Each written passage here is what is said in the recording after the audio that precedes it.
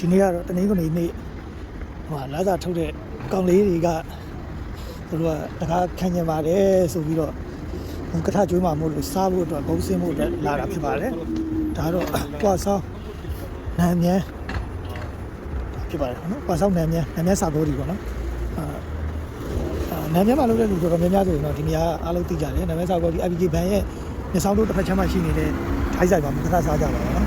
အဲဒီထိုင်းဆိုင်ကတော့စဖွင့်တော့က2016လောက်မှာစဖွင့်လာပိုက်ရှင်2015 2016လောက်ကတည်းကပိုက်ရှင်ကစဖွင့်လာပါတော့ဒါပေမဲ့အခုနောက်ပိုင်းကျတော့ပိုက်ရှင်ကတော့ပြောင်းသွားပြီ2020လောက်တော့တစ်ခါသွားစားသေးတယ်အဲ့တုန်းကတော့တိတ်ပြီးတော့မစုံဘူးနော်အဲ့ပိုက်ရှင်တော့ကတိတ်ပြီးတော့မစုံဘူးအခုကတော့စုံတယ်လို့ပြောတယ်အကောင်းတယ်လည်းပြောလို့ဒီတစ်ခေါက်ကတော့ထပ်ပြီးတော့စားမှာဖြစ်ပါတယ်အခုကတော့လည်းစာဘောဒီကနေပြီးတော့ဒီဘန်ရဲ့တစ်ဖက်ချမ်းမြေဆောင်တို့မှာရှိနေတဲ့ဆိုင်ပါဒီဆောက်ရဲ့ဒီနေရာမှာရှိတာပေါ့နော်ဒီထပ်ပါအမအော်လီရန်ရှိတယ်အော်လီရန်ဆိုင်ရှိမယ်တကယ်မှာကအော်လီရန်ဆိုင်ရဲ့ဘေးမှာတတိဆိုင်ရှိမယ်အမဆေးဆိုင်ရဲ့ဘေးကနေပြီးတော့ဝင်သွားရမှာဖြစ်ပါတယ်ဒီနေ့တကားခံမဲ့လူတွေကတော့ရှိပါမတက်ရနေတဲ့နေရာဖြစ်ပါတယ်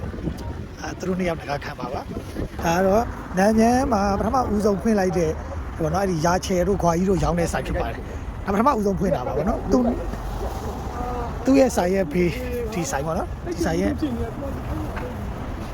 အော်လီရဲ့ဘေးမှာဒီဆိုင်ရှိပါတယ်အဲ့ဆိုင်ရဲ့ဘေးကဒီဈေးဆိုင်ပေါက်ကနေပြီးတော့ဝင်ရမှာဖြစ်ပါတယ်ဈေးဆိုင်ပေါက်ကနေဝင်ပြီးတော့မြင်းတိုင်းထလိကတွေ့တဲ့ထလိကကိုပဲဝင်ရောက်ပါမယ်ဒီမှာပါနှစ်လွှာမှာပေါ့နော်နှစ်လွှာဗာလေစုကိုထိုင်းတန်လို့ခေါ်တာပေါ့နော်ထိုင်းဆိုင်ဖြစ်ပါတယ်